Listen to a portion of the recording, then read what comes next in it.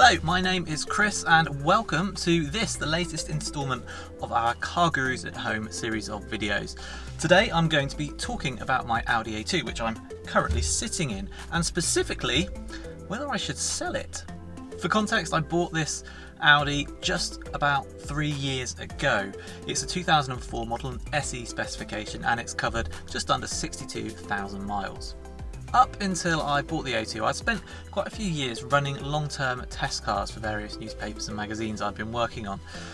And what that meant, as nice as it was to run long-term test cars, is that I didn't have a car of my own. And as somebody who loves cars, I found that, I don't know, a bit sad, I guess. So when one of my long-term test cars went back, I decided it was time to bite the bullet and buy a car of my own. And I set about looking for an A2. But why an A2? Well, I've always been interested in cars that are small, light, innovative, and all of those things certainly fit the A2 in its philosophy and the way it was designed and built.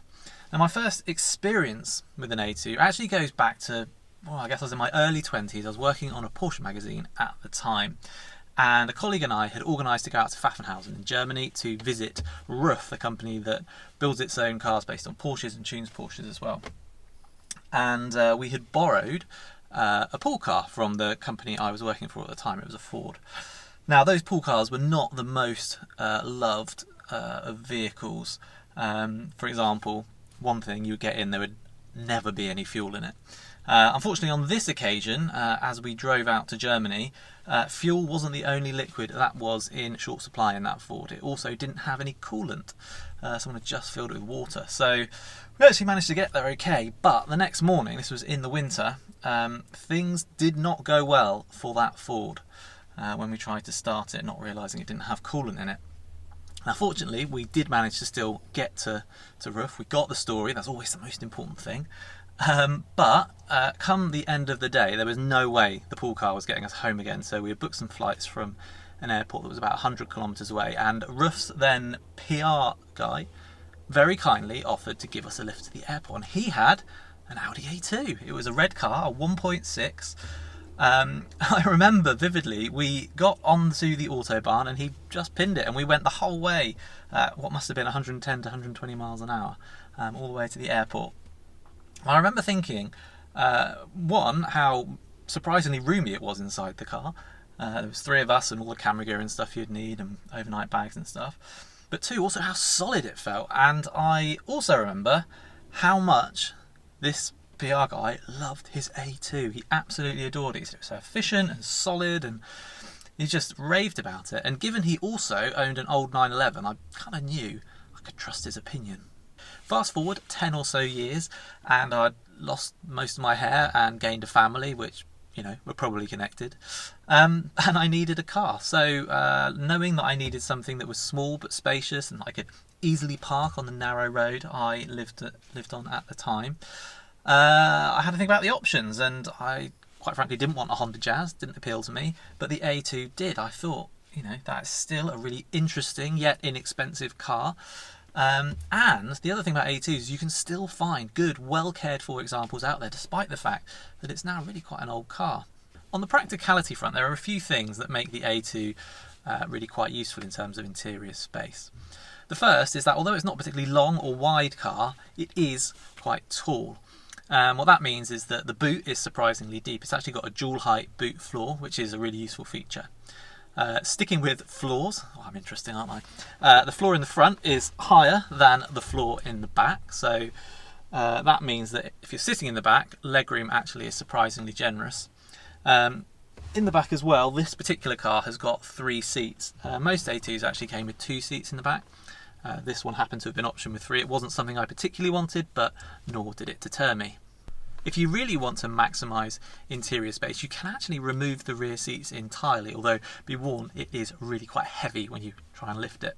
Truth be told, the only time I've ever actually removed the rear seats is when we were filming a previous video on this car to mark the 20th anniversary of the A2. But it is a neat feature, and it does speak to just how outside the box Audi was thinking when it designed this car.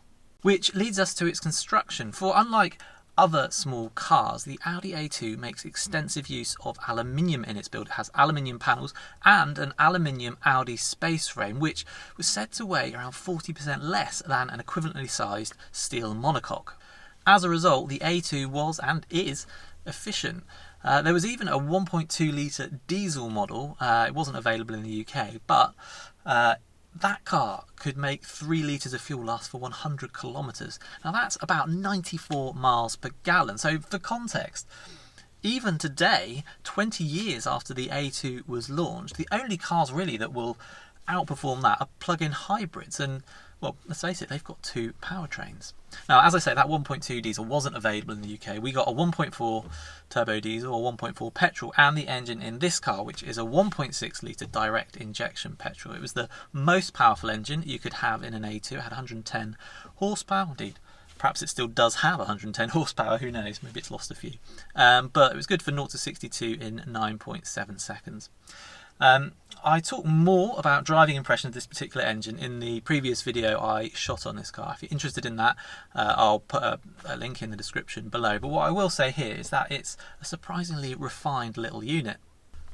The A2 is also very light in terms of its controls and very easy to drive. Now, one thing people do sometimes criticise about these cars is the ride quality.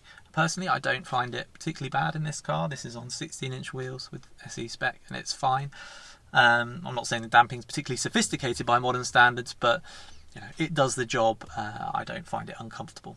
In fact, I love almost everything about this car, which raises the question, why am I thinking about selling it? The answer to that, I suppose, is that I don't strictly need it. Now, as regular viewers will be aware, that's a good prompt to subscribe, isn't it? If you haven't subscribed, hit subscribe, become a regular viewer. But as regular viewers will know, 6 months ago I bought a BMW i3 and it's replaced the A2 as our family runabout.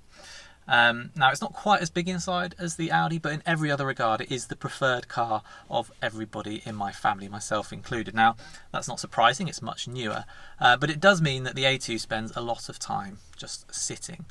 Now that's not good for any car. I've had to buy a trickle charger to keep the battery topped up, but it also means I'm paying out twice for a lot of things. So insurance, for example, paying out for 2 cars, tax paying out for... No, I'm not paying tax for 2 cars, of course, because the BMW is free to tax, but I am still paying £160 a year to tax the A2. And I'm paying maintenance costs to keep 2 cars running. Okay, it's not extortionate, this is an A2, not an R8 after all, but the costs do start to add up after a while. And that's with a reliable car. I mean, touch wood, I've been very lucky with this A2. The only things I think we've really had to spend out on, a couple of coil packs needed doing. That's not uncommon with this 1.6. The driver's door drop, they needed realigning again. I don't think that's an uncommon thing to happen to an A2. But other than that, really, it's just been routine maintenance, tyres, that sort of thing.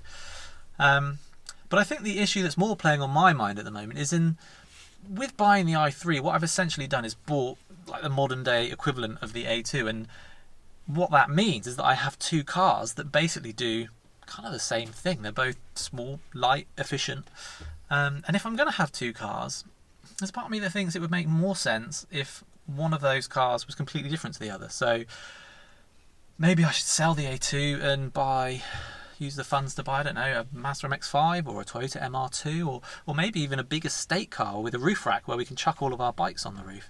You can't do that with an i3, that's for sure. But then I go full circle and I think, what am I thinking of doing? Selling this car. You know, quite frankly, I love it. I'd be mad to sell it, wouldn't I? So there you go. There's a little insight into how my brain works. That's me and my Audi A2, which I might or might not sell.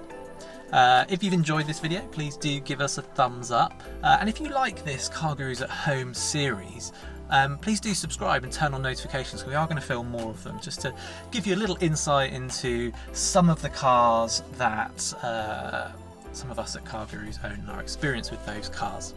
Thanks for watching.